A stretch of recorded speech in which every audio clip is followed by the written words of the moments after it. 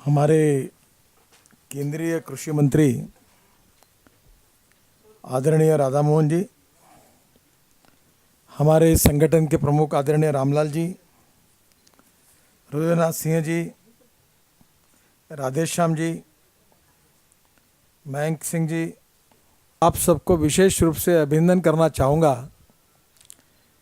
कि हमारी इस प्रकोष्ठ ने हमारी सरकार आने के बाद हम किस प्रकार की नीति अपनाएं, किस प्रकार का काम करें, इसके बारे में अपनी बात बहुत प्रभावी रूप से सरकार के सामने रखी है।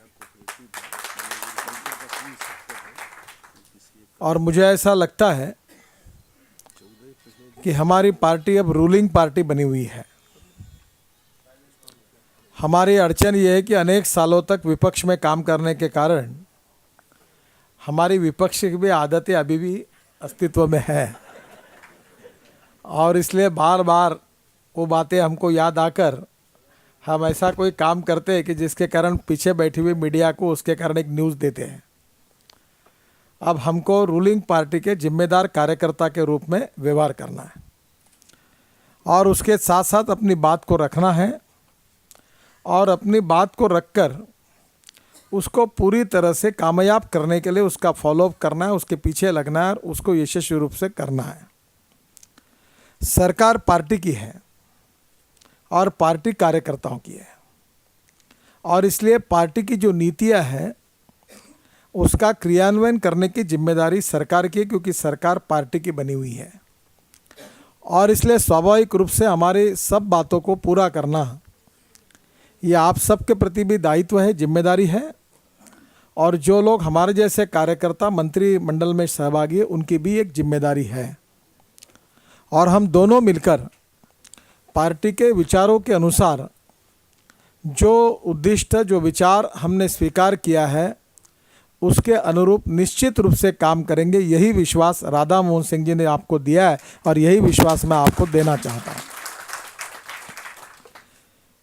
एक मीटिंग मैंने ग्रामीण विकास विभाग में, मेरे साथ भी कुछ जगह पर गोवंश का विषय जुड़ा हुआ है। एनिमल हस्बेंड्री के रूप में कुछ बातों में राधा मोहन सिंह के साथ कृषि के साथ वो विषय जुड़ा हुआ है, और हम दोनों भी बैठकर इसके बारे में ग्रामीण विकास के दृष्टि से इंटीग्रेटेड पॉलिसी बनाने में आप सबके सुझाव लेकर हम निश्चित रूप से जो नीतियाँ बनेगी उसका क्रियान्वयन करेंगे।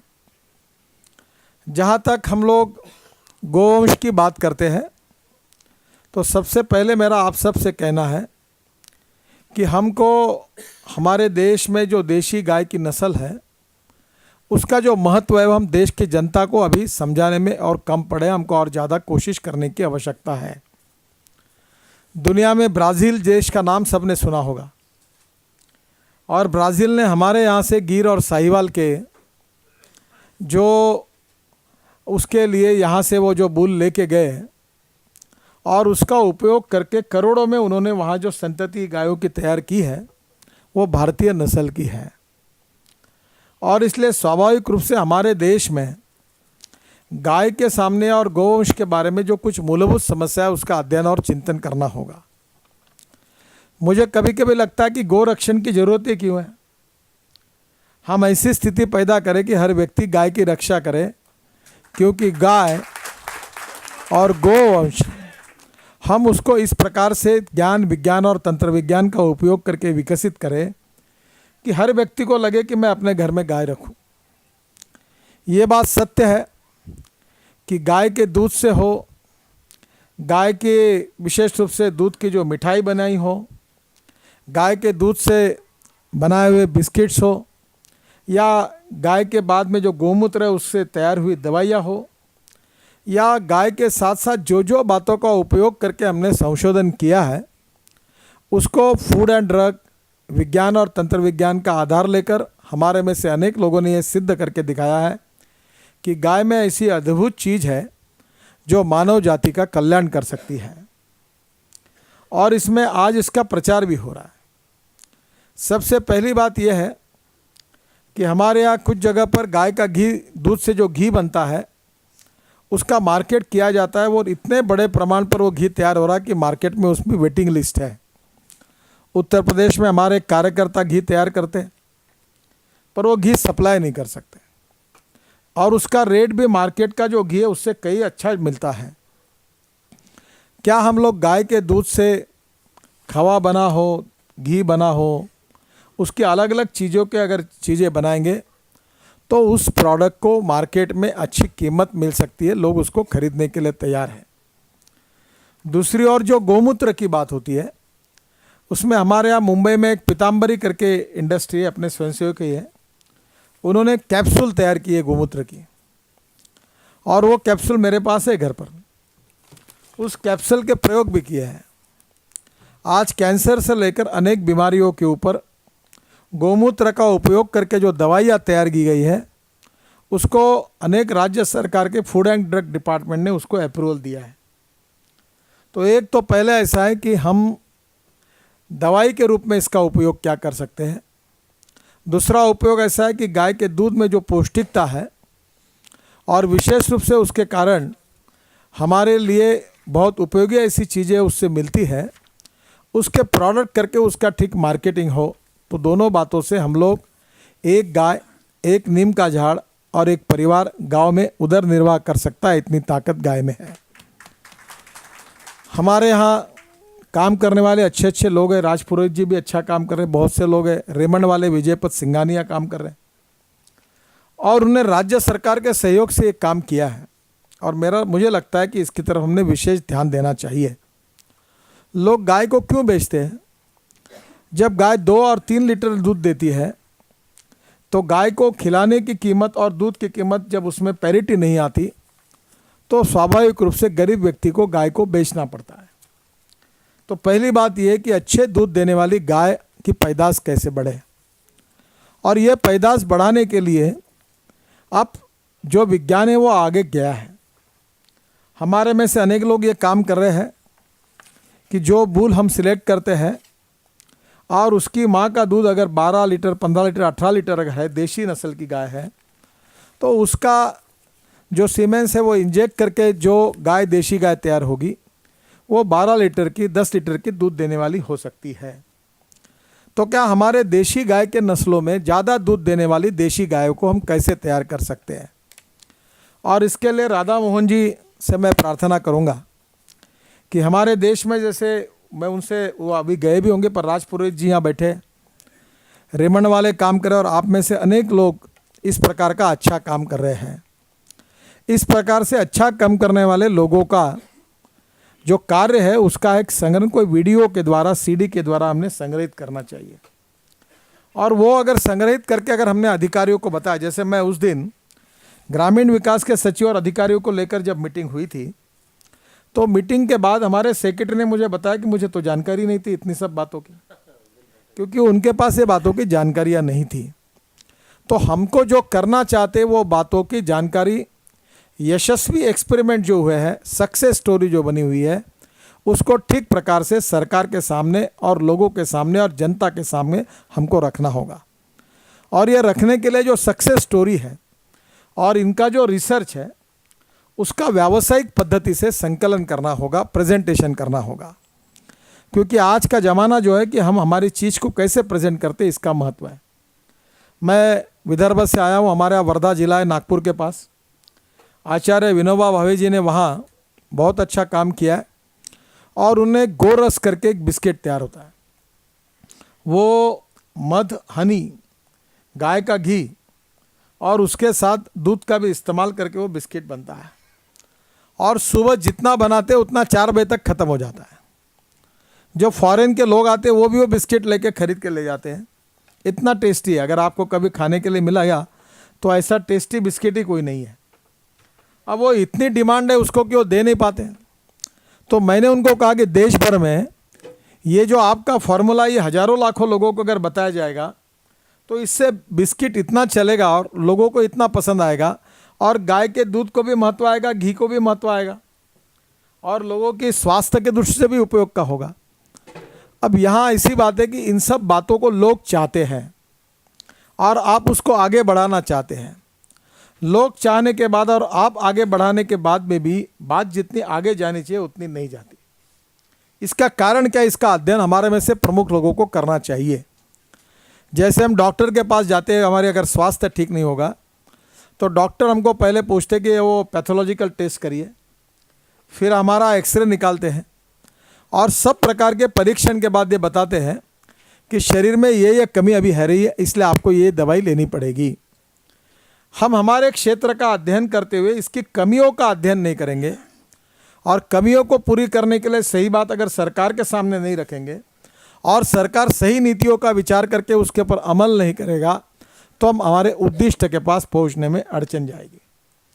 तो पहली बात तो गोबर पर भी अच्छा काम हुआ है, गौमूत्र पर भी अच्छा काम हुआ है और गाय के दूध के ऊपर भी अच्छा काम हुआ है।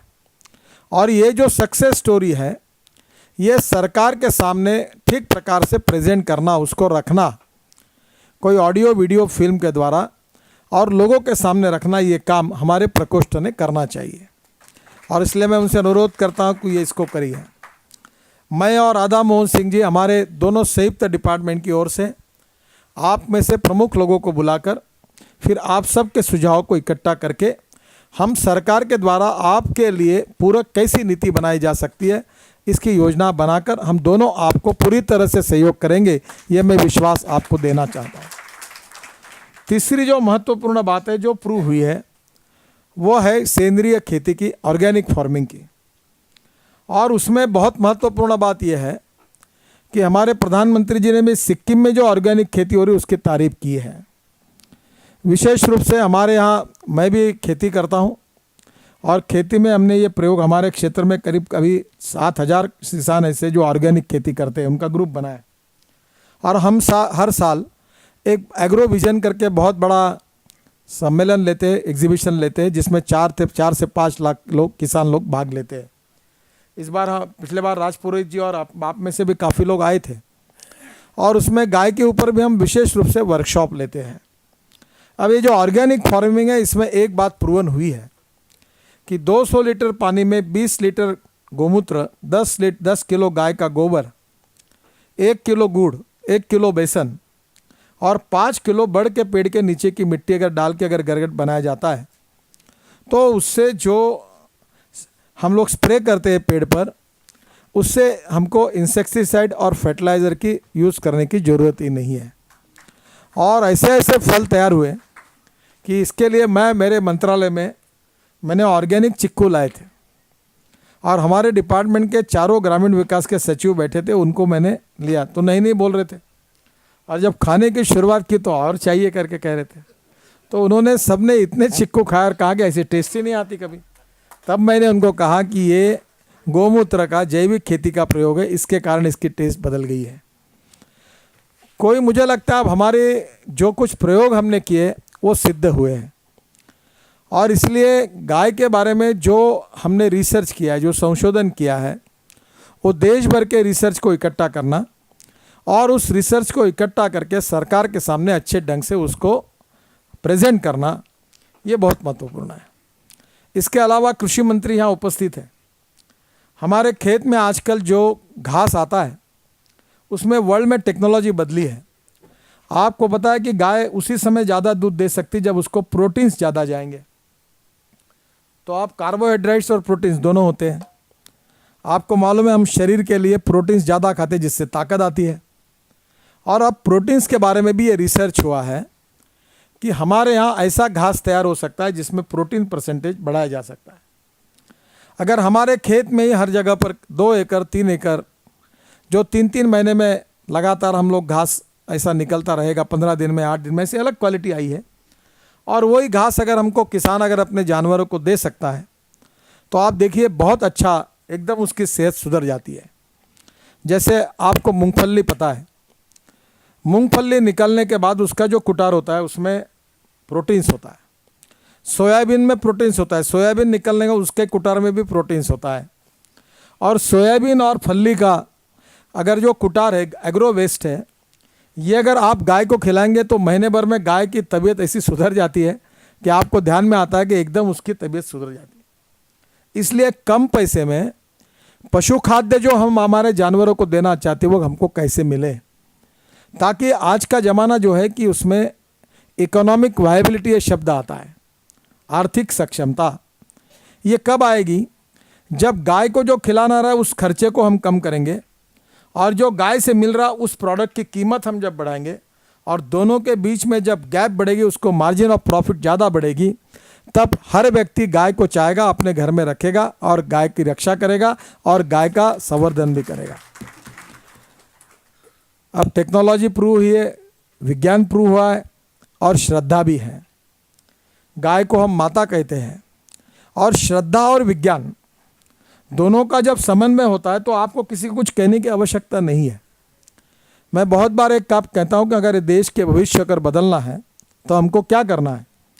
हमको सबसे पहली बात यह करनी है कि ज्ञान को, नॉलेज को हमको संपत्ति में परिवर्तित करना है। Conversion of knowledge into wealth. अब नॉलेज का कन्वर्शन वेल्थ में करना, यही हमारी सबसे बड़ी समस्या है। अब जो राज पुरोहित जी कर रहे हैं, जो आप में से अनेक लोग कर रहे हैं, उन लोगों ने यशस्वी रूप से यह करके दिखाया है। क्या हम इसकी संख्या बढ़ा सकते हैं? क्या ये संख्या बढ़ाने हर गांव में, हर तालुका में हम लोग इस प्रकार के प्रकल्प खड़े कर सकते हैं? क्या इन प्रकल्पों को खड़ा करने के लिए हम केंद्र शासन की ओर से कोई मदद कर सकते हैं? और इसके साथ जो काम करने वाले एनजीओज है, विजयपत सिंघानिया जी जैसे बहुत बड़े बड़े अनेक लोग काम कर रहे हैं, क्या उनके अच्छे कार्य के लिए पूरक के रूप में, गवर्नमेंट के रूप में हम उनको कुछ सहायता दे सकते हैं? क्या हमारे गोवंश की जो हत्या हो रही है वो क्या हम उसको रोक सकते हैं? निश्चित रूप से इन सब बातों के लिए बहुत महत्वपूर्ण बातें हैं। और जिन बातों को हमने सिद्धांतों के रूप में स्वीकार किया है, जिन बातों को हमारी भूमिका में स्वीकार किया है, और जिन बातों को हमारी राज्य सरकार ने मंजूर किया है, आपको पता है कि हमारे जिस राज्यों में शासन थे उन अनेक राज्यों ने गौवंश हत्या के बारे में बिल पास किए। पर आपको ये पता है कि हमारे बिल पास आकर केंद्र सरकार ने उस बिलों को मंजूरी नहीं दी। इतना ही नहीं तो राष्ट्रपति जी के शासन के लिए, साइन के लिए कभी भेजा नहीं, ताकि उसका कानून में कभी बदल नहीं हो पाया। ऐसी अनेक बातें हैं, पर इसकी जो राजनीति थी वो उससे पुराने समय हुई थी। अब हमारी सरकार है, और जो नीतियों के साथ हम विचार विश्वास रखकर चले हैं, वो नीतियाँ को तो हम अपनाने वाले ही हैं, हम आगे जाने वाले हैं। पर राधा मोहन जी ने जिस बात की जिक्र किया है कि जो 50 और 60 साल के जो सवाल है, वो 2 महीने हमारे अभी तक 100 दिन में नहीं हुए, और 100 दिन में अगर हम उसके बारे में सम्मिलित होकर अगर चर्चा करके सवाल उपस्थित करेंगे तो ये कार्य करने के लिए हमको समय देना पड़ेगा। और सरकार में भी कोई भी काम करने के पहले समस्या का अध्ययन करना होगा। समस्या का अध्ययन करने के साथ हम सरकार की और हमारे सरकार में हम करेंगे, अधिकारियों से चर्चा करेंगे। पर हमारा अध्ययन जब सरकार में हो जाएगा तो आपका जो थिंक टैंक होगा प्रकोष्ठ का, जो आप देश भर से आए हुए लोगों के विचार को आज के इसमें जानेगा, उसका संकलन करके वह सब विषय जब हमारे सामने रखेंगे और हमारे सेक्रेटरी भी उसमें रहेंगे, तो हमारे बीच में जो इंटरेक्शन होगा, तो आपके सुझाव से भी हमको नई दिशा और नया मार्गदर्शन मिलेगा। और आप सब लोग जो जो सुझाव देंगे, उन सुझावों का विचार राधा मोहन जी और मैं हम निश्चित रूप से करेंगे, ये विश्वास मैं आपको देना चाहता हूँ। क्योंकि जैसे आप कार्यकर्ता वैसे हम भी कार्यकर्ता हैं। हमारा मंत्री पद टेम्पररी है, पर कार्यकर्ता परमानेंट है।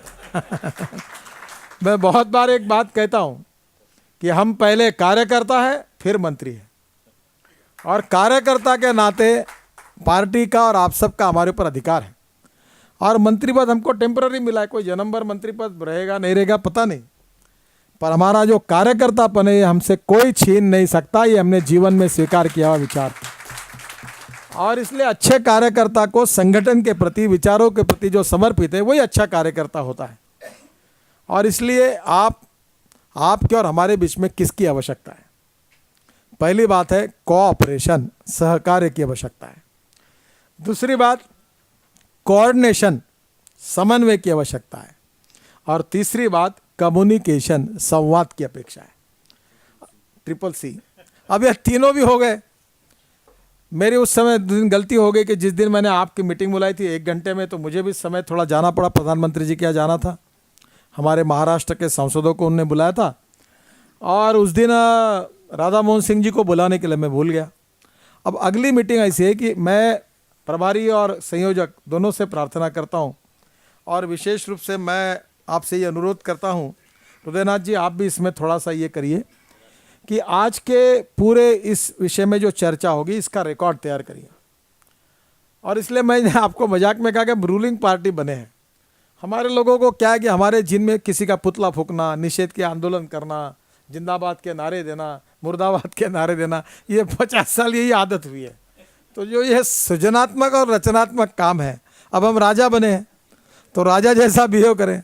अब राजा बनने के बाद भी हम लोग झंडा लेकर नाचने लगेंगे तो कैसे होगा। तो अभी हम राजा के भूमिका में आए हैं। आपकी सरकार है, आप मालिक हैं। आप अभी कुर्सी से खड़े होकर मत बोलिए, आप हमारे पर आदेश दीजिए, हमको कहिए कि ये बात होनी चाहिए और आपकी सही बातों का हम अमल करेंगे। अब ये अमल करने समय अगर सरकार में अड़चनें आएगी तो आपको बताएंगे कि ये बात करने में ये अड़चन है, ये अड़चन है, इसको सुधारेंगे, कानून बनाएंगे। जो हो नहीं सकता एक आध बार उसको नहीं करेंगे, जो हो सकता है वो ज़्यादा से ज़्यादा करके रहेंगे और हमारे उद्दिष्ट के और सरकार को, पार्टी के विचार को आगे लेकर जाएंगे। यही तो हमारा काम है। नहीं तो उनके जाने में फ़ायदा नहीं, हमारे आने में फ़ायदा नहीं। तो ये जो काम है ये हमको करना ही है। और इसलिए रामलाल जी ने बहुत सही बात कही। ये प्रकोष्ठों की जो मीटिंग हो रही है इसमें बड़ी संख्या में कार्यकर्ता आ रहे हैं, ये बहुत अच्छी बात है।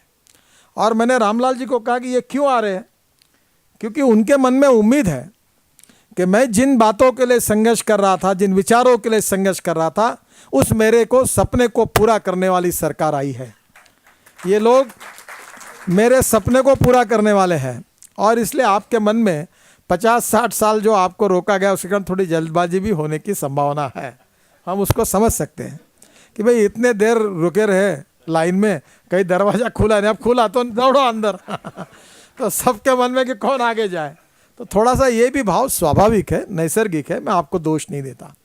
पर अल्टीमेटली ये दरवाज़ा जो इसका साइज़ भी पक्का है ये हमारे हाथ में नहीं है। अगर इसमें से 1 लाख हो कि लाख लोगों का सपना और इच्छा बोलेंगे हम जाएंगे पहले, तो ये दरवाजे में इतने घुस नहीं सकते, उसकी मर्यादा है। वैसे सिस्टम और प्रशासन की मर्यादा का समझते हुए उसको कैसे सुधार करना। और मैं अक्सर रामलाल जी को भी कह रहा था कि मेरे यहाँ जितने MP MLA आते हैं, चीफ मिनिस्टर, मैं उनको कहता हूँ आप बैठो, अधिकारियों को बुलाता हूँ, उनको बुलाता हूँ, वो अपनी बात कहते, अधिकारी अपनी बात कहते, मैं निर्णय कर देता हूँ। और अनेक जगह पर मैंने मुख्यमंत्री को कहा कि ये हमारे सीढ़ियाँ उतरने के पहले इनके हाथ में कागज़ दे दो, ये काम इनको कर दो। मध्य प्रदेश सरकार के अनेक सालों से सवाल लटके हुए थे और फटाफट उनके सवाल, उन्होंने परसों कार्य परिषद बैठक में भी बताया, गोवा सरकार के प्रॉब्लम्स लटके हुए थे, फटाफट सॉल्व हो गए। हमारा काम है कि जो समस्या है, जो प्रश्न है, उसको सुलझाना है। ये राधा मोहन जी और मेरी जिम्मेदारी है। तो आज के मीटिंग के बाद आपके 15-20 लोगों की टीम बनाकर इन सब बातों में देश में काम करने वाले अच्छे लोग जो है, जो गो रक्षा के इस काम में काम कर रहे हो, भले अपने पार्टी के हैं, नहीं है, प्रोफेशनल है, प्राइवेट है या NGO से, कोई भी हो, जो हमारे विचारों के उद्दिष्ट के अनुसार काम कर रहे हैं, चाहे वो हमारे विरोधी पार्टी में भी क्यों ना हो। अगर कोई कांग्रेस में भी गो रक्षा के लिए काम कर रहा है तो उसको भी कॉन्फिडेंस में लो, उसको भी विश्वास में लो और उनको सबको विश्वास में लेकर उनके साथ चर्चा करके, और हम भी उन लोगों को आमंत्रित करेंगे सम्मानपूर्वक, सबकी बातें सुनी जाएगी और राधा मोहन जी और मैं मिलकर हम ऐसी नीति बनाएंगे कि जिसमें आपके मन की, सपने की जो बात है, जिसके लिए आप सब लोग काम करें, भावना से जुड़े हुए, उस उद्दिष्टों को हम पूरा करके रखेंगे, पूरा करके रहेंगे। यही विश्वास मैं आपको देना चाहता हूँ। और ये तीनों बातें जो है उसको ऊपर विशेष रूप से करें कि गोमूत्र की दवाई के दृष्टि से उपयोगिता, उसका अलग अलग पॉलिसी तैयार करिए। गाय के दूध के ऊपर क्या हो सकता है उसकी अलग पॉलिसी तैयार करिए। और ऑर्गेनिक फार्मिंग जो है, जैविक खेती है, सेंद्रीय खेती है, उसमें अणु खत तैयार होता है जो सींग में डालकर वो जो है उसके बारे में कितनी बार सींग खाते, एक प्रकार हमारे देवलापार में गो विज्ञान केंद्र है, अपने ही विश्व हिंदू परिषद के कार्यकर्ता चलाते हैं, बहुत अच्छा काम, मानसिंगा करके डॉक्टर सुनील मानसिंगा, ऐसे अच्छे लोगों ने काम किया है। और मेरा विश्वास है कि आप सबके अनुभव का उपयोग करके भारत सरकार इसके बारे में सही नीति बनाएंगी और निश्चित रूप से हम इसमें आगे जाएंगे और आपकी अपेक्षाएं हम निश्चित रूप से पूरी करेंगे। यही विश्वास आप सबको देते हुए, हम दोनों पार्लियामेंट से आए हैं, मुझे भी लोकसभा में, पार्लियामेंट में सवाल था और अभी भी वहाँ जाना है, इसलिए मैं फिर से एक बार हमारे सभी प्रकोष्ठ के प्रभारी, संयोजक और सभी को और आप सबको बहुत बहुत बधाई देता हूँ। धन्यवाद।